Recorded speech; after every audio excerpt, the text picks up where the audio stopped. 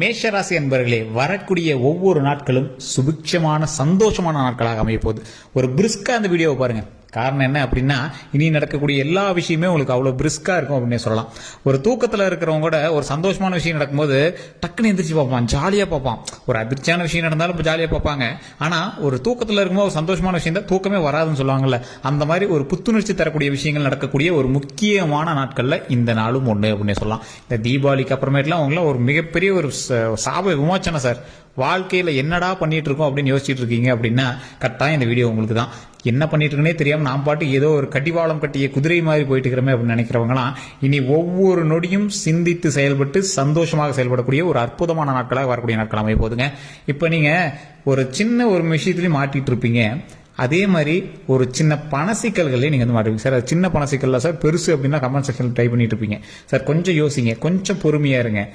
ஒரு சின்ன ஒரு எப்படி சொல்றது அப்படின்னா, தேவையில்லாத ஒவ்வொரு விஷயத்தை நீங்க வந்து செயல்படுத்திருப்பீங்க. அந்த தேவையில்லாத விஷயத்தினால நீங்க வந்து டக்குன்னு ஒரு பெரிய பிரச்சனைகள் மாட்டிருப்பீங்க. அதே மாதிரி பதட்டத்தில் எடுத்த சில முடிவுகள்னால நிறைய இடத்துல நீங்கள் வந்து சிக்கல மாட்டிட்டு இருப்பீங்க. இந்த பிரச்சனையிலிருந்துனா நீங்கள் வந்து வெளியே வரக்கூடிய ஒரு நேரம், எல்லா பிரச்சனையிலிருந்து சால்வ் ஆகி நீங்கள் ஒரு சூப்பரான ஒரு ஸ்டேஜுக்கு வரக்கூடிய ஒரு நேரம், தொழிலில் முன்னேறக்கூடிய நேரம், அதே மாதிரி கல்வியில் முன்னேறக்கூடிய நேரம், நிறைய வருமானம் பெருக்கக்கூடிய ஒரு அற்புதமான காலகட்டத்தில் இப்போ நீங்கள் இருக்கீங்க. தொழிலாக இருந்தாலும் சரி, கல்வியாக இருந்தாலும் சரி, மிகப்பெரிய ஒரு உத்தியோகஸ்தராக இருக்கக்கூடிய ஒரு அருமையான காலகட்டத்தில் இப்போ நீங்கள் இருக்கீங்க சார். ஒன்னே ஒன்று தான் சார், உங்களுடைய லைஃப்பில் நீங்கள் எந்த ஸ்டெப் எடுத்து வச்சீங்க அப்படின்னாலும் இனிமேல் சக்ஸஸை நோக்கி மட்டும்தான் பிரயாணிக்க போகுது அப்படின்னே சொல்லலாம்.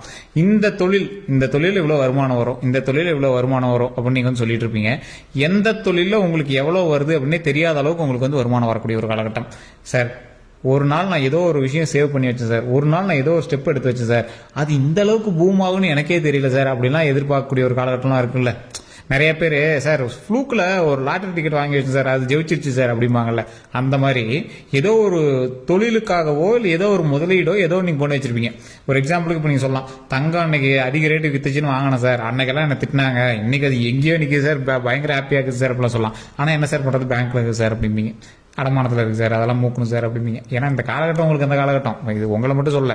ஆனாலும் இந்த ராசிக்காரர்கள் வரக்கூடிய ஒவ்வொரு நாளும், ஒவ்வொரு நொடியும், ஒவ்வொரு நிமிஷமும் சந்தோஷமா இருக்கக்கூடிய நாட்களாக நீங்கள் எடுத்து வைத்த அந்த ஸ்டெப்பு தான் உங்களை உதவுப்பது.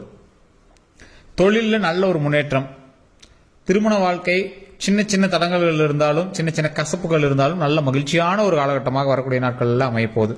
அதே மாதிரி நீங்க ஒவ்வொரு நாளுமே நீங்க வந்து சக்சஸுக்காகவே போராடிட்டு இருந்தீங்க. திருமணத்துக்கு பிறகு சின்ன மாற்றங்கள் ஏற்படுமா அப்படின்னு பார்த்தீங்கன்னா சின்ன சின்ன மாற்றங்கள் ஏற்பட்டுட்டு தான் இருக்கு. இதற்கு பிறகு ஒவ்வொரு நாட்கள்லையும் மகிழ்ச்சியை மட்டுமே வாழக்கூடிய ஒரு நபர்களாக இருக்க போறீங்க சார். இந்த மேஷராசிக்காரங்களுடைய குணாதிசயம் அப்படின்னு பார்த்தீங்கன்னா, மற்றவர்களுக்கு உதவக்கூடிய குணாதிசயம் பெற்றவங்க. அதனாலேயே இங்கே தொழிலை கூட ஒரு சேவை மனப்பான்மை தொழிலாகவே செய்வாங்க. உடனே கவர்மெண்ட் எம்ப்ளாயாக இருப்பாங்க.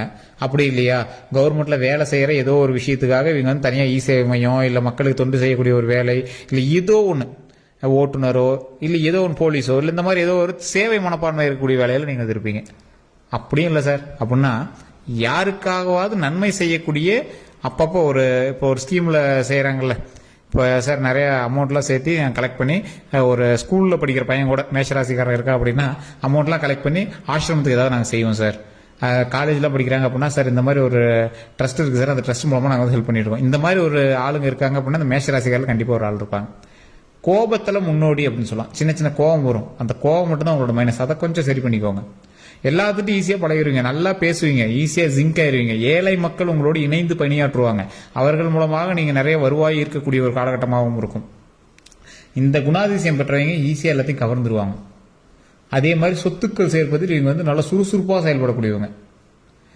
எந்த ஒரு பிரச்சனையும் இல்லாமல் ஒரு விஷயத்தை ஹேண்டில் பண்ணுறாங்க அப்படின்னா அந்த மேஷராசிக்காரர்கள் நடுநிலையில் நின்று ஹேண்டில் பண்ணுவாங்க. நல்ல ஒரு மரியாதை இருக்கும். ஆள் உருவம் வந்து பார்த்தீங்கன்னா சின்னதாக இருப்பாங்க, ஹைட்டாக இருப்பாங்க, குண்டா இருப்பாங்க. இந்த மாதிரி வேற்றுமையாக சொல்லக்கூடியவங்க இந்த மேஷராசிக்காரங்க. மேஷராசியா இவர் வந்து ஆளோட ஷேப் வச்சு ஈஸியாக கணிச்சிடலாம் அப்படின்னு சொல்லக்கூடியவங்க இந்த மேஷராசிக்காரங்க. இப்படி இருக்கக்கூடிய மேஷராசி ஒவ்வொரு நாளுமே கஷ்டத்தை மட்டுமே அனுபவிச்சு, குடும்பத்தின் மூலமாக சில சங்கடங்களை அனுபவிச்சு, எங்களோட பங்காளிகள்லாம் இங்கே பயங்கர பகையாக இருப்பாங்க, தேவையில்லாத சண்டை சச்சரவுலாம் எங்கள் லைஃப்பில் அனுபவிச்சிருப்பாங்க. ஸோ அந்த மாதிரி சில சண்டை சச்சரவுலாம் அனுபவிச்சு அதற்கு பிறகுதான் வந்து பார்த்தீங்கன்னா தொழில் அப்படின்னே ஒன்று வந்து ஆரம்பிச்சிருப்பாங்க. அந்த தொழில் மூலமாக எங்களுக்கு நட்போட்டாரங்கள் அதிகமாகவும், நட்போட்டாரங்கள் அதிகமானோடனே பணவரவுகள் அதிகமாகவும், பணவரவுகள் அதிகமான கான்டாக்ட்ஸ் கிடைக்க ஆரம்பிக்கும். இப்போ நீங்கள் திருமணமோ இல்லை ஏதோ ஒன்று செஞ்சீங்க அப்படின்னாலும் மிகப்பெரிய விஐபிஸ்லாம் அவங்க வந்து அணுகுவாங்க. அந்த அளவுக்கு உங்களுடைய கான்டாக்ட்ஸ் பலம் வந்து உயரும். அந்த மாதிரி தான் இந்த மேஷராசிக்காரர்கள் எப்பயுமே இருப்பாங்க. இந்த மேஷராசிக்காரர்களுக்கு இன்னொரு ஹைலைட் என்ன தெரியுமா? குலதெய்வத்தினுடைய அருள் அதிகமாக இருக்கக்கூடிய ராசியில் முதன்மையான ராசி மேஷராசி. நிறைய அவங்க செஞ்சுக்கிட்டே இருப்பாங்க. அந்த பண்ணணும் இதை பண்ணணும் எதை பண்ணணும் அதை பண்ணணும் செஞ்சுட்டே இருப்பாங்க. அவங்க என்னென்ன செஞ்சாங்க அவங்களுக்கு ஞாபகம் இருக்காது. அப்படி செஞ்ச ஏதோ ஒரு விஷயம் திடீர்னு எங்களை காப்பாற்றும். என்னைக்கோ ஒரு லேண்ட்ல முதலீடு பண்ணாலும் போட்டோம் சார், அது ஏதோ ஒரு முறையில் கடந்துச்சு, என்ன பண்ண இதில் திடீர்னு அது இன்னைக்கு இவ்வளோ கை கொடுக்குன்னு தெரியல. அதெல்லாம் இனிமேல் வரக்கூடிய காலகட்டத்தில் நடக்கும். என்னைக்கோ ஒரு போட்டு வச்சேன், அது இன்னைக்கு நல்ல லாபம் வருது. என்னைக்கோ ஒரு ஸ்டெப் எடுத்து வச்சேன், அது இன்னைக்கு ஒரு நல்ல லாபம் வருது. என்னைக்கோ ஒரு வேலைக்காக ஒருத்தனை ஹெல்ப் பண்ணேன், அவன் இன்னைக்கு எனக்கு ஹெல்ப் பண்றான் சார். அந்த மாதிரி என்னைக்கோ செய்த சாதாரண ஒரு விஷயம் நினைவில் கூட வைத்துக் கொள்ள முடியாத அளவுக்கு ஒரு சிம்பிளான ஒரு விஷயம் இன்னைக்கு உங்களை ஒரு மிகப்பெரிய ஒரு சந்தோஷமான காலகட்டத்தை நோக்கி பிரயாணிக்க வைக்க போகுது அப்படின்னா கவலைப்படாமல் நீங்க அடுத்த ஸ்டெப் எடுத்து வைக்கலாம். அதே மாதிரி இந்த ராசிக்காரர்கள் ஒவ்வொருவருக்கும் ஒவ்வொரு வகையான மனோபாவம் இருக்கும். என்ன மனோபாவம் அப்படின்னா, எதை யோசிச்சாலும் இவங்க கொஞ்சம் கிரிட்டிக்கலா யோசிப்பாங்க. மத்தவங்க யோசிக்கிறதா யோசிப்பாங்க, வேற வே ஆஃப் வியூ பாயிண்ட்ல இருந்து யோசிப்பாங்க. அவங்களோட வே ஆஃப் திங்கிங் வேற மாதிரி இருக்கும், அவங்களோட வே ஆஃப் ஆக்ஷனும் வேற மாதிரி இருக்கும். நட்போட்டாரங்கள் அதிகம். அதுல ஒரு குறிப்பிட்ட நட்பு அவங்களோட சேர்ந்து பிரயாணிக்கக்கூடிய நட்புகளா இருக்கும். தொழில் ஆரம்பிக்கிறதுலயோ, தொழில் சேர்ந்து பண்றதுலயோ, கூட்டு தொழிலையோ எதுலயோ ஒன்று அப்படியே சேர்ந்து பிரயாணிக்கக்கூடியதா இருக்கும்.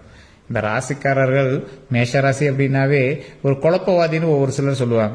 சார் இருந்தாலும் குழப்பி விடுவா சார் உள்ள தானா, ஆனா அவனுக்கு சாதகமாக திருப்பிட்டு போயிடுவான் சார் அப்படிங்கிற அளவுக்கு மற்றவங்க பயந்துக்கிற அளவுக்கு ராசி இந்த மேஷராசி.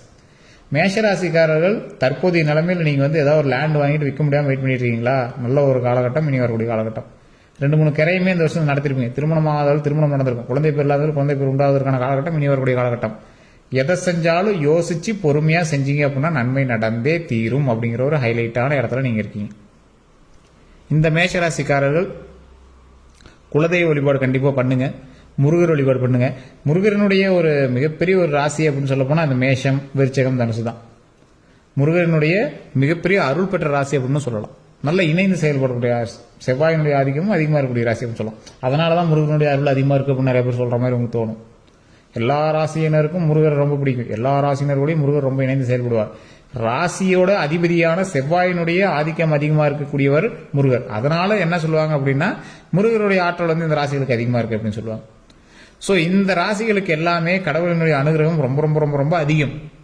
செவ்வாய், சனி இதெல்லாம் பாத்தீங்கன்னா ஓரளவுக்கு கட்டுப்பாட்டுக்குள்ள இருக்கக்கூடியது. இது ஒரு முருகனுடைய அருள் பெற்ற ஒரு ராசிகள் அப்படின்னு சொல்லலாம். அதே மாதிரி இந்த செவ்வாய் இருக்கக்கூடிய ஒவ்வொருவரும் பாத்தீங்கன்னா, உங்களோட ஜாதகம்னா இது ராசி அதிபதியா இருக்கக்கூடியவர்கள்லாம் ஒரு முருகனுடைய அருள் பெற்றவங்க மட்டும் கிடையாது, குலதெய்வத்துடைய ஆற்றல் பெற்றவங்களும் அப்படின்னு சொல்லலாம். இந்த மேஷ ராசிக்காரர்கள் ஒரு இஷ்ட தெய்வத்தையும் நீங்க எப்பயுமே கையில் வச்சுட்டே இருக்கணும். இந்த மேஷ ராசிக்காரர்களோட இஷ்ட தெய்வம் முருகர் அப்படின்னு மட்டும் நினைச்சிடாதீங்க. முருகரும் உங்களுடைய ராசி தெய்வம் அப்படின்னு சொல்லலாம். முருகரோடு வள்ளி தெய்வானை சேர்ந்து வணங்குனீங்க அப்படின்னா உங்களுக்கு மிகப்பெரிய ஹைலைட். வள்ளி தெய்வானை சமேத சுப்பிரமணிய சுவாமியே போற்றி. இதை தினம் தினம் 3 டைம் சொல்லுங்க. எப்படியே வள்ளி தெய்வானை சமேத சுப்பிரமணிய சுவாமியை போற்றி, வள்ளி தெய்வானை சமேத சுப்பிரமணிய சுவாமியை போற்றி. இதுக்கு முன்னாடி ஓம் அப்படிங்கிற வார்த்தை ஆட் பண்ணிக்கோங்க. பிரபஞ்ச உண்மை, பிரபஞ்ச மந்திரம் தான் ஓம். இதை சொல்லி நீங்க எதை செஞ்சீங்க அப்படின்னாலும் தடை இல்லாமல் நிறைவேறும். நல்ல வருமானம் பெருகக்கூடிய ஒரு காலகட்டம். போன 2 மாசமெல்லாம் டல் அடிக்காது. நல்ல தொழில நல்லா நீடி சூப்பராக நடக்கும். உடல் ஆரோக்கியத்தில் கவனம் தேவை.